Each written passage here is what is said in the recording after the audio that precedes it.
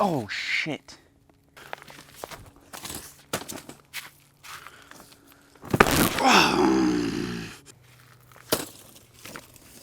I'm coming down with a bit of some sort of throat thing. I don't think it's strep throat, but I think it's some sort of sickness. But anyway, the remedy that I've heard countless times is gargle with warm salt water.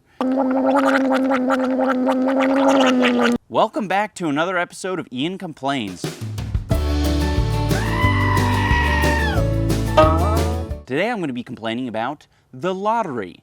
The lottery goes by many names. Mathematicians like to call it a tax on people who don't know how to do math. The lottery is mostly a tax on people who don't know math. And the reason they don't know math is because they're stupid. This video is meant to double down on those statements because I do think it's a tax on poor people, tax on stupid people. What I'm getting at is it's a way to manipulate the people who are very easily manipulated and take the money away from them from people who really need the money. I want to start by addressing the excuses people give for why they contribute to the lottery. The first one is, I play it just for fun. Kids skip rope in the street for fun. People go to the movies and enjoy a 2-hour-long experience because that was a fun thing to do. The lines in some places were hours long. Hours long. You're paying a fee to wait in a line for hours. But of course, I mean, it's not that simple, right? Because if you go on and look at these other clips, these people are fucking excited. I'm holding the lucky money right here. Buy houses for all of my children. Pay off my mortgages. Like, look at their smiles, just talking about the idea that what they would do, just imagining. It's what the lottery chairman loves to say. He loves to say, you know, the great thing about the lottery is it allows people to dream. And of course, the great thing about buying a lottery ticket is the dream that it lets you have. How fucked of a concept is that? You're paying a fee to dream. It's impossible to dream otherwise. The other excuse is, it isn't very much money. Well, if you look up the statistics on the average lottery consumer in the US, they spend an average of about $200 a year. If I asked this average lottery consumer, would you be okay with just giving me $200 at the start of the year and your odds of winning the lottery are exactly the same? Do you think they'd do it? They wouldn't do it. Because you're asking them for $200. The fact of the matter is, you're still giving away $200 each year. You're just incrementally giving it away. I'm here to buy 5,535 Mega Millions tickets. Great. We'll get that go. You think she won, guys? You think she won the jackpot? Huh? You think, no? You basically spend the max amount anyone would spend on lottery tickets, and it gets even worse for you the more you spend. What, are you gonna toil over these lottery tickets to see if any of the 5,000 you purchased won? People who contribute to the lottery think they're investing geniuses because really, the risk is so low, but the return is so high. What better thing than an investment? And if it just goes away, it goes away. So it's okay. This is not an investment. Do not call it that. Everyone watching this video right now, you are not going to ever win the lottery. I don't want to even give credence to the idea that it's possible to win the lottery. You know, if you asked any mathematician, they'd say, it's possible, but it's improbable. Don't use either of those words when describing the lottery. You know, someone can tell me that it's very statistically improbable, Ian, that if you eat that moldy strawberry, you're going to get a healthier gut. After listening to that, I'm going to eat the moldy strawberry every single time because in my world, I'm only envisioning the dimension where when I eat the moldy strawberry, my gut is very healthy and keeps me very resilient. So don't use the word improbable. Don't use the word possible. Neither one of those are accurate enough to describe your odds of winning the lottery. Impossible. Impossible are your odds.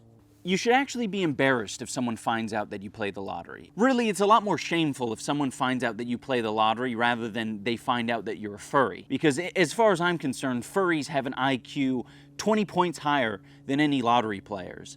So you can take that to the bank, guys. Oh, and by the way, everyone seems to like to buy lottery tickets once the Mega Millions has reached $1 billion. The Mega Millions is $1 billion. $1 billion. Can we say that one more time? $1 billion, everybody. Billion dollars tonight. $1 billion. I want to now buy the quintessential quadrillions because now it's into grillions. The odds of you winning do not get higher the higher the amount goes. You're not going to win it. It's just as illogical for you to be as excited about Kylie Jenner's wealth reaching $10 billion. It has zero impact on you. You will not ever see any of that money, so why are you getting excited that she's getting richer? I think the main problem with the lottery is that our human brains are not wired to comprehend how impossible the odds are of, 1 in a trillion. If I tell you you have 1 in a trillion odds, your brain is actually going to calculate that as more around 1 in 1,000, 1 in 10,000, because a trillion, it's like, what does that even mean? So I'm trying to really figure out a way that you can convey the impossible statistics to people, because it's hard. People have tried to do it. Like, I'll link some sources down below of a couple of simulations or statistics that allow you to visualize it a little bit better. I went through a ton of different things. Here's a graphic showing 10,000 different segments on a prize wheel. You're meant to see it and be like, oh, that seems pretty reasonable. Then it zooms out, then it's like, well, fuck, this is not remotely reasonable. And that's only 100,000, okay? That's only showing 100,000. Now we're going to talk about lottery advertisements. One of the tactics that they love to use is use terms like believe in something bigger. This is all the shit that you'd hear from a religion. All the leaves are brown, the leaves are brown, the sky is gray, and the sky is gray. It's a religion. It's only telling you to focus on this infinitesimal thing that will never happen to you, rather than the monsoon of failure that surrounds it. You can't win if you don't play. You can't win it unless you're in it. So you can't win if you don't play. Because you can't win unless you play. Exactly. How many people have lost the lottery? In these lottery commercials, they know they're manipulating the dumbest people on the planet. So what do they like to do? They like to show you the dumbest thing that you could possibly do with your money, like purchasing a massive skyscraper in the middle of downtown New York with a jungle on top of it. May the best dream win. Super Lotto Plus from the California Lottery.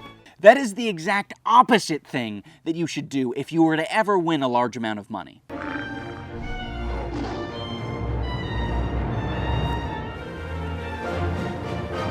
Yeah, that's what you should do. Have a portrait made of yourself, you fucking egomaniac. Also worth mentioning are all the influencers who promote the lottery. You have like iJustine, I think she promoted like scratch-off tickets or some shit like that. Guy Fieri, I think, promoted the lottery. Another tactic these advertisements like to use is they like to make it as relatable as possible to the average person. Rick said he hadn't really planned on buying his Mega Millions tickets until he noticed a spooky chain of events. Everything he bought the day before the draw came out to even money.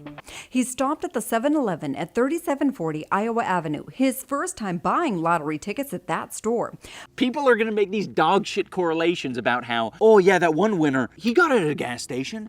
Oh yeah, in fact, I think I know 3 winners who got it at a gas station. It's like, yeah, that doesn't mean your odds are increased. They also like to manipulate by letting you know that the lottery contributions go to education. But of course, education's a super vague word. What does that mean? Does it mean school supplies? Well, these promotional videos will make you believe that your money's going directly to school supplies. Glenwood has been able to purchase many of these supplies using the enhancement funding it receives from the California Lottery. But anyway, education is this all-encompassing word that could mean school supplies, building new parts of the school, a library, new books, paying the faculty, maybe paying teacher salaries. Well, out of all of that, it's mostly teacher salaries. And even out of the teacher salaries, I don't think it's that much.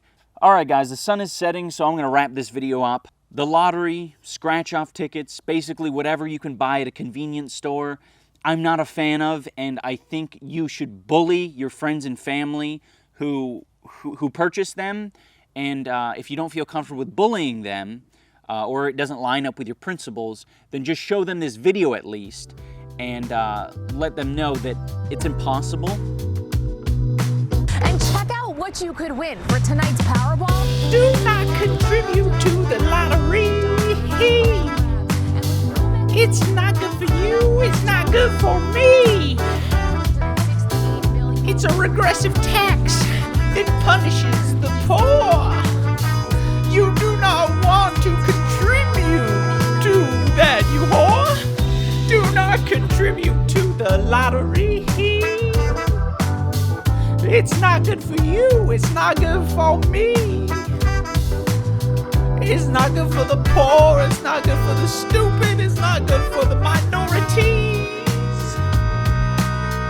Do not contribute to the lottery.